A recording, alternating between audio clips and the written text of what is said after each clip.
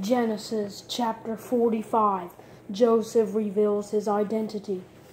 Joseph could no longer keep his composure in front of all his attendants, so he called out, "Send everyone away from me." So no one was with him when he revealed his identity to his brothers. But he wept so loudly that the Egyptians heard it, and also Pharaoh's household heard it. Joseph said to his brothers, "I am Joseph. Is my father still living?" But they could not answer him because they were terrified in his presence. Then Joseph said to his brothers, "Please come near me." And they came near. "I am Joseph, your brother," he said, "the one you sold into Egypt. And now don't be worried or angry with yourselves for selling me here, because God sent me ahead of you to preserve life. For the famine has been in the land these 2 years, and there will be 5 more years without plowing or harvesting.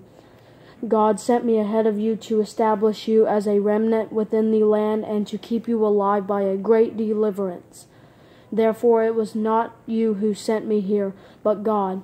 He has made me a father to Pharaoh, lord of his entire household, and ruler over all of the land of Egypt. Return quickly to my father and say to him, 'This is what your son Joseph says. God has made me lord of all Egypt. Come down to me without delay. You can settle in the land of Goshen and be near me, you, your children and grandchildren, your sheep, cattle, and all you have. There I will sustain you, for there will be 5 more years of famine. Otherwise, you, your household, and everything you have will become destitute. Look, your eyes and my brother Benjamin's eyes can see that it is I, Joseph, who am speaking to you. Tell my father about all my glory in Egypt and about all you have seen, and bring my father here quickly." Then Joseph threw his arms around Benjamin and wept, and Benjamin wept on his shoulder. Joseph kissed each of his brothers as he wept, and afterward his brothers talked with him. The return for Jacob. When the news reached Pharaoh's palace, "Joseph's brothers have come." Pharaoh and his servants were pleased.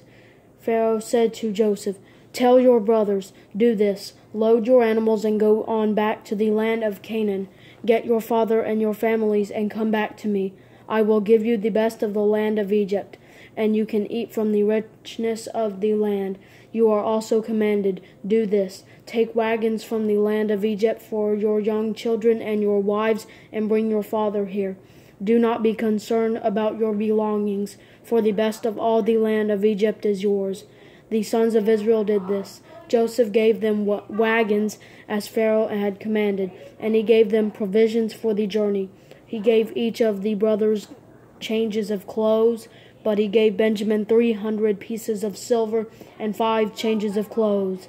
He sent his father the following: 10 donkeys carrying the best products of Egypt, and 10 female donkeys carrying grain, food, and provisions for his father on the journey. So Joseph sent his brothers on their way, and as they were leaving, he said to them, "Don't argue on the way."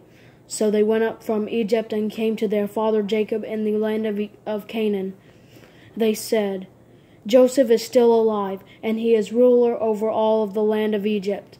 Jacob was stunned, for he did not believe them. But when they told Jacob all that Joseph had said to them, and when he saw the wagons that Joseph had sent to transport him, the spirit of their father Jacob revived. Then Israel said, "Enough! My son Joseph is still alive. I will go to see him before I die."